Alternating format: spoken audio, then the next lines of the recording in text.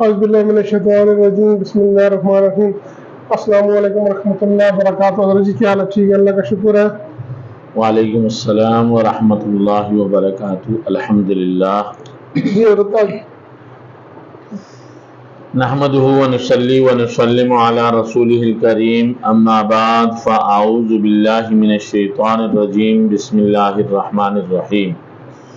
کنتم خیر امۃ اخرجت للناس تأمرون بالمعروف وتنہون عن المنکر وتؤمنون باللہ۔ قال اللہ تبارک وتعالی فی مقام آخر، والذین جاہدوا فینا لنہدینہم سبلنا وان اللہ لمع المحسنین۔ قال النبی صلی اللہ علیہ وسلم، لغدوۃ او روحۃ فی سبیل اللہ خیر من الدنیا وما فیہا، او کما قال علیہ الصلاۃ والسلام۔ صدق اللہ العظیم۔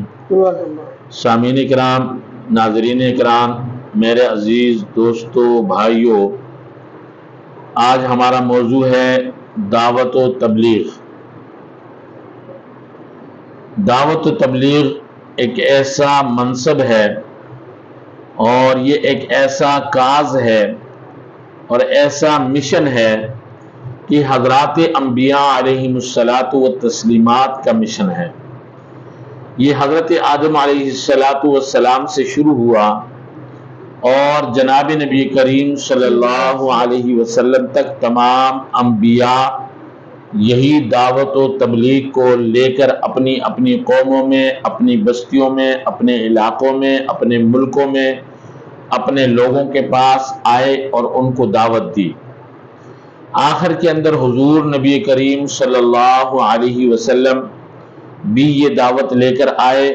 اور انہوں نے بھی آ کر اپنی قوم والوں کو، اپنی بستی والوں کو، اپنے علاقے والوں کو، مکہ والوں کو، مدینہ والوں کو یہی دعوت دی۔ حضرات انبیاء علیہم الصلاۃ والتسلیمات کی دعوت پر جس نے لبیک کہا،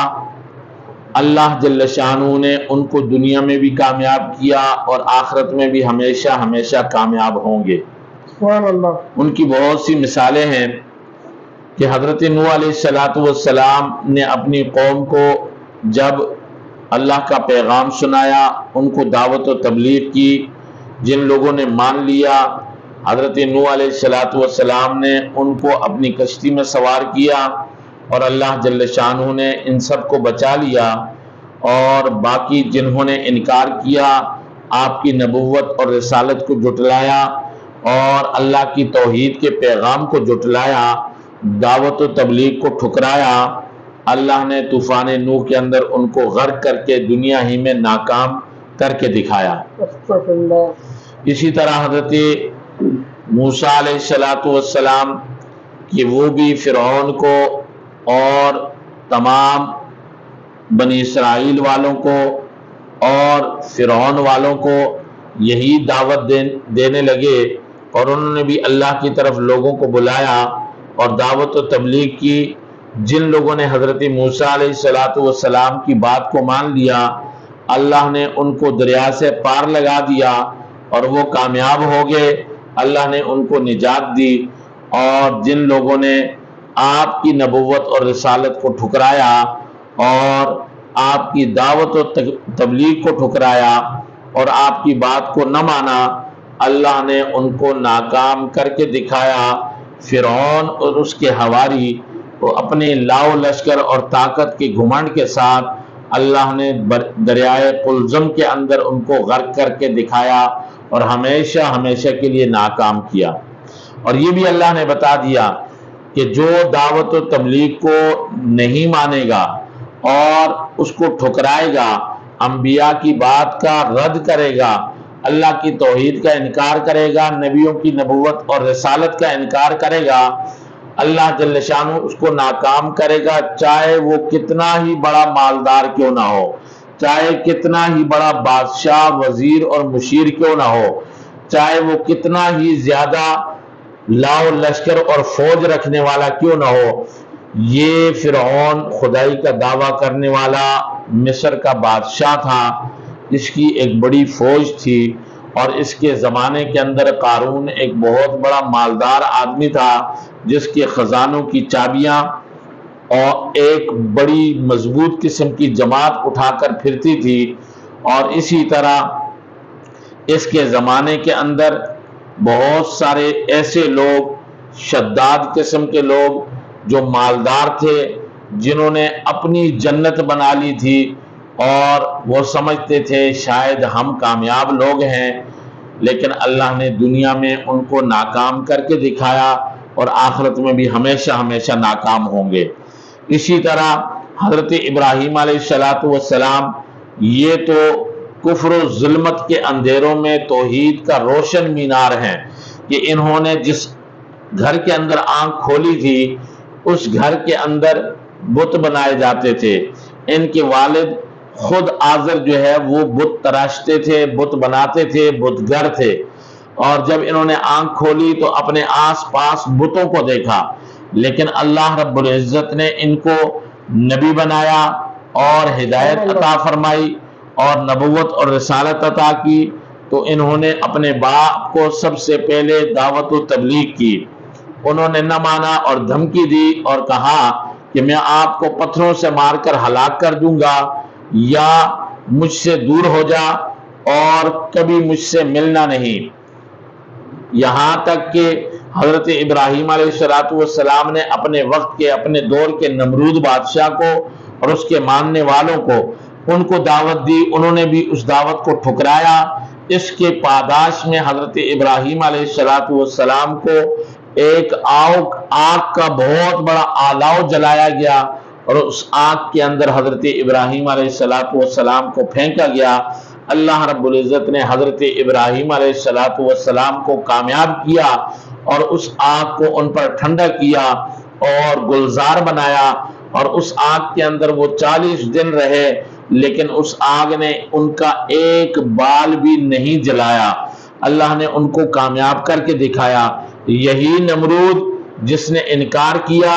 اور اس کی بادشاہت، اللہ نے اس کو تباہ و برباد کیا، ایک لنگڑے مچھر کے ذریعے اس کو ہلاک کیا اور دنیا ہی کے اندر اس کو ناکام کر کے دکھایا کہ جو اللہ کی توحید کو، دعوت و تبلیغ کو نہیں مانے گا، ٹھکرائے گا، اللہ اسے دنیا میں ناکام کر کے دکھائے گا۔ اسی طرح حضرت عیسیٰ علیہ السلام، ان کے ماننے والے، جو ان کے ماننے والے تھے اللہ نے ان کو کامیاب کیا، جو ان کے ماننے والے نہیں تھے اللہ نے ان کو ناکام کیا۔ حضرت صالح علیہ السلام، حضرت ہود علیہ السلام اور قوم عاد، قوم سمود، یہ جتنی بھی قومیں آئیں، ان قوموں کو اللہ نے تباہ و برباد کیا، اس لیے کہ انہوں نے اپنے نبیوں کی بات کو نہ مانا، دعوت و تبلیغ کو ٹھکرایا، جھٹلایا۔ اللہ نے ان کو ناکام کر کے دکھایا، اگرچہ وہ زراعت والے تھے، کھیتوں والے تھے، باغات والے تھے، ڈیموں والے تھے، اور ان کے پاس بڑی بڑی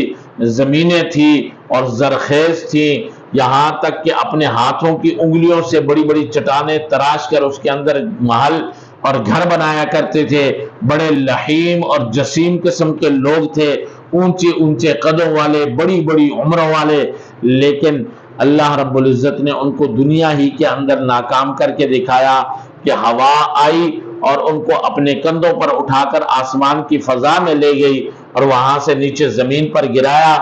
ایسے پڑے تھے جیسے کٹے ہوئے کھجور کے تنے پڑے ہوتے ہیں۔ رات کو سوئے اور ایک چیخ کی آواز آئی اور اس چیخ کی آواز سے ان کے کانوں کے اور دل کے پردے پھٹ گئے، اور جس کی وجہ سے وہ ہلاک ہوئے اور اپنے گھروں کے اندر اوندے پڑے ہوئے تھے۔ جن لوگوں نے اپنے نبیوں کی بات کو نہیں مانا، اللہ نے ان کی زمینوں کو جو زرخیز تھیں، باغات والی تھیں، کھیت والی تھیں، غلہ والی تھیں، اناج والی تھیں، اور ان کے بڑے بڑے ڈیم بنائے ہوئے تھے، انہی ڈیموں کو ان کے لیے ناکامی کا سبب بنا دیا، تباہی کا سبب بنا دیا، اور ان کی وجہ سے ان کی فصلیں تباہ ہوئی اور ان کو اللہ نے ہلاک کیا اور وہ قومیں تباہ و برباد ہوئی۔ آخر کے اندر حضور نبی کریم صلی اللہ علیہ وسلم تشریف لائے، یہ بھی دعوت و تبلیغ لے کر آئے، یہ بھی اسی دعوت کو لے کر آئے جو گزشتہ انبیاء لے کر آئے تھے۔ ان کی دعوت کو اور گزشتہ انبیاء کی دعوت کو جب آدمی دیکھتا ہے تو ایسا لگتا ہے کہ یہ سارے نبی ایک ہی زمانے میں آئے ہیں، ایک ہی وقت میں آئے ہیں، ایک ہی لوگوں کے لیے آئے ہیں، ایک ہی بات لے کر آئے ہیں کہ لا الہ الا اللہ کہہ دو کامیاب ہو جاؤ گے۔ ہر نبی نے آ کر کہا کہ لا الہ الا اللہ کہہ دو کامیاب ہو جاؤ گے۔ جن لوگوں نے اپنے نبیوں کی بات مانی اللہ نے کامیاب کیا، جن نبیوں کی بات کو لوگوں نے نہیں مانا اللہ نے ان لوگوں کو ناکام کیا۔ آخر کے اندر حضور نبی کریم صلی اللہ علیہ وسلم تشریف لائے تو انہوں نے بھی آ کر اپنے قوم والوں کو، لوگوں کو یہی دعوت دی، اور ان کو بھی یہ کلمے کی دعوت دیتے ہوئے جب آپ صلی اللہ علیہ وسلم اس دنیا سے رخصت ہو رہے تھے تو اب تو قیامت تک کوئی نبی آنے والا نہیں تھا، تو اللہ جل شانہ نے قرآن مقدس کے اندر ارشاد فرما دیا کہ کنتم خیر امت اخرجت للناس، تمہیں بہترین امت بنایا گیا ہے اور تم لوگوں کے نفع کے لیے تمہیں اللہ نے بنایا ہے اور پیدا کیا ہے، بھیجا ہے۔ تم لوگوں کو امر بالمعروف اور نہی عن المنکر کرتے ہو اور اللہ کی ذات پر یقین اور بھروسہ رکھتے ہو، تو اللہ نے تمہیں کامیاب امت اور اللہ نے آپ کو حضور علیہ السلام کا نائب اور آپ کے کام والا بنایا ہے۔ اب دنیا کے اندر جتنے بھی کلمہ گو مسلمان ہیں سب کے سب حضور علیہ السلام کے کام والے ہیں، تو اب یہ لوگ اس دعوت کو لے کر آگے جائیں گے، دوسرے لوگوں تک پہنچائیں گے۔ اس لیے تو رسول اللہ صلی اللہ علیہ وسلم نے اپنے آخری خطبے کے اندر جو حجت الوداع کا خطبہ ہے اس کے اندر یہی فرمایا تھا، بلغوا عنی ولو آیا، اگر میری طرف سے ایک آیت بھی تمہیں پہنچی ہے تو وہ دوسروں تک پہنچا دو۔ اور ان لوگوں سے مخاطب ہو کر یہ کہا تھا کہ میں نے یہ پیغام جو اللہ نے مجھے دیا تھا آپ لوگوں تک میں نے پہنچایا یا نہیں پہنچایا؟ سب نے کہا کہ بالکل آپ نے اللہ کا پیغام ہم تک پہنچا دیا، بلکہ پہنچایا نہیں، اس کا حق بھی ادا کر دیا۔ تو اس پر رسول اللہ صلی اللہ علیہ وسلم نے آسمان کی طرف شہادت والی انگلی اٹھائی اور فرمایا کہ اے اللہ گواہ رہنا، اے اللہ گواہ رہنا، اے اللہ گواہ رہنا کہ میں نے ان لوگوں تک تیرا پیغام پہنچا دیا۔ اور پھر ان لوگوں سے مخاطب کر کے فرمایا کہ اب یہ میرا پیغام دوسروں تک پہنچانا تمہاری ذمہ داری ہے، جو حاضر ہیں وہ غائبین تک پہنچائیں گے۔ آج وہ اس وقت صحابہ کرام حاضر تھے، انہوں نے پوری دنیا کے اندر دین کو پہنچایا، آج ہم حاضر ہیں، ہم دوسرے لوگوں تک اس دین کو پہنچانے والے بنے۔ آج جو ہم مسلمان ہیں اس مسلمانی کے پیچھے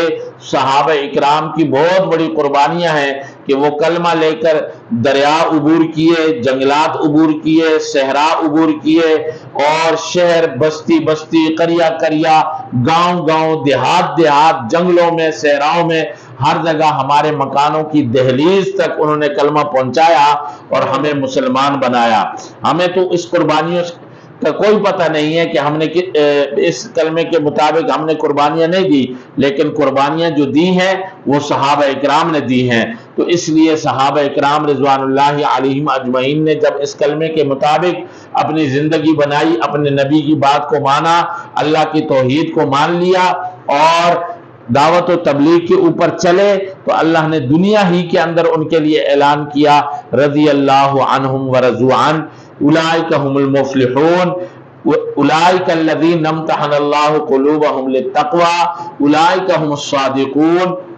یہ لوگ کامیاب لوگ ہیں، اللہ ان سے راضی ہے، یہ اللہ سے راضی ہیں، اور دنیا ہی کے اندر ان کی اپنی رضا کا اعلان کیا اور ان کی کامیابی کا اعلان کر دیا، اور فرمایا کہ بھائی جو آدمی بھی اس دعوت و تبلیغ کے کام کے ساتھ جڑا رہے گا جو حضور نبی کریم صلی اللہ علیہ وسلم لے کر آئے ہیں، اور یہ 1.25 لاکھ انبیاء کا کام ہے، اس کام کے ساتھ جڑیں گے تو یہ نبیوں والا کام ہے۔ اللہ نے جیسے نبیوں کا مرتبہ مقام بلند کیا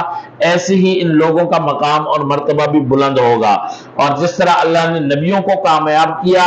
ان لوگوں کو بھی اللہ کامیاب کرے گا جو اس دعوت و تبلیغ کو آگے لے کر چلیں گے۔ یہ دعوت و تبلیغ ایسی تبلیغ ہے کہ اگر ہمارے کہنے سننے سے کوئی آدمی راہ راست پر آ جائے، نماز پڑھنے والا بن جائے، کلمے کے مطابق اپنی زندگی بنا لے، ہماری نجات کے لیے کافی ہے۔ اس راستے کے اندر چلنا कदम रखना, एक एक कदम पर अल्लाह जल्ल शानु नेकी देते हैं, गुनाह माफ करते हैं। इस रास्ते की धूल और मिट्टी जिस्म पर लग जाए, वहां जहन्नम की आग तो क्या धुआं भी हराम होता है। इस रास्ते के अंदर जो आदमी मर जाए, अल्लाह रब्बुल इज्जत उसको शहीदों के अंदर, उलमा के अंदर उठाएगा कल क़यामत के दिन, और अल्लाह जल्ल शानु के यहाँ इनका मर्तबा और मकाम बहुत बुलंद है। वल्लज़ीना जाहदू फीना लनहदियन्नहुम सुबुलना व इन्नल्लाहा लमअल मुहसिनीन। जो लोग हमारे रास्ते में मुजाहिदा करते हैं, मेहनत करते हैं, कोशिश करते हैं, हम उनके लिए राहें खोल देते हैं, और हमेशा